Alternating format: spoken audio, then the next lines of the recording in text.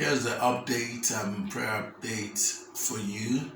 And we're hoping, in terms of church, we're hoping to go back. Most people we've rang have said they are not willing to come until every restriction on worship has been lifted. So people don't want to come wearing masks and not being able to sing.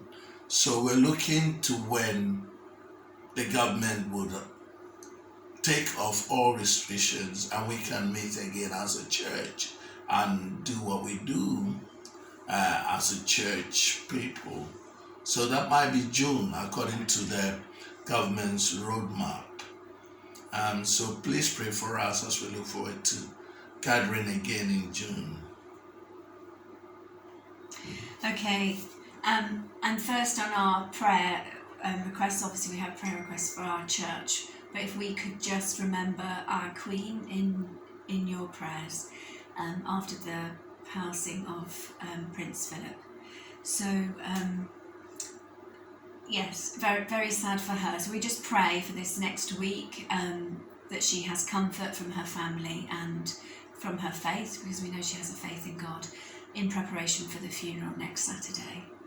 And pray for the House of Windsor, for William, Charles, and particularly for Harry and Meghan, who are outside of the country now. And pray for unity and pray for peace as they prepare for the burial of Prince Philip. Okay. We'd also like you to continue to uphold Annetta in your prayers. Annetta and her young family as she's managing on her own at the moment. And we give thanks for all of those that have supported her and those in the church that are providing meals from the meal rota. If you're not aware of that, if you contact us for the short time that I think it will carry on, then we're happy to pop you onto the rota. But if we can pray for that young family and for Annetta herself, that she finds comfort from those who are supporting her and basically that she moves on from this hurt and heartache. So Annetta's partner Derek left their family and this week and was reported missing, but the police have found him and he says he does not want to return home. And Annetta is left with a 20-month-old baby, a 6-year-old and a 12-year-old. So she finds herself as a single mother struggling for support. So we're stepping in to help Rota provide what we can.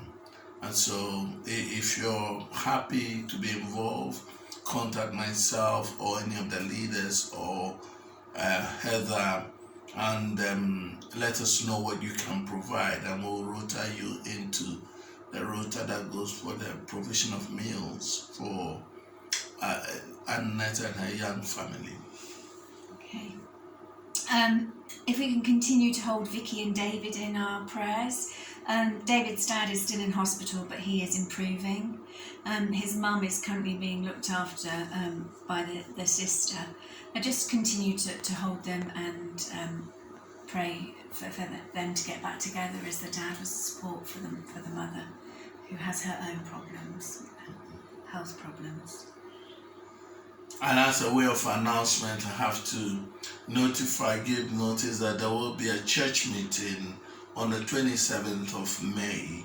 We're hoping that with the government roadmap that it will be an in-person meeting, given that by then, according to the government roadmap, from the 17th of May,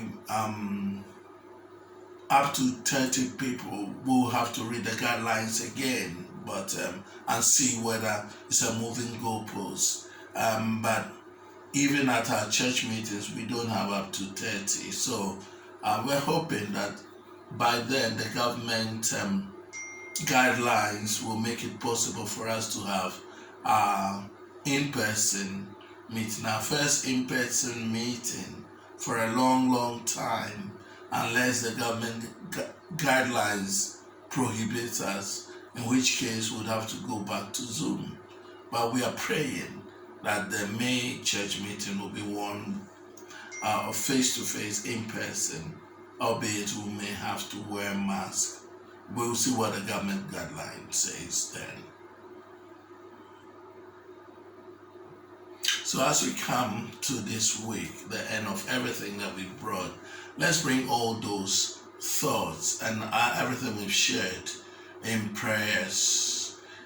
Praying the prayer that Jesus taught his disciples to pray by saying, Our Father, who art in heaven, hallowed be thy name. Thy kingdom come, thy will be done on earth as it is in heaven.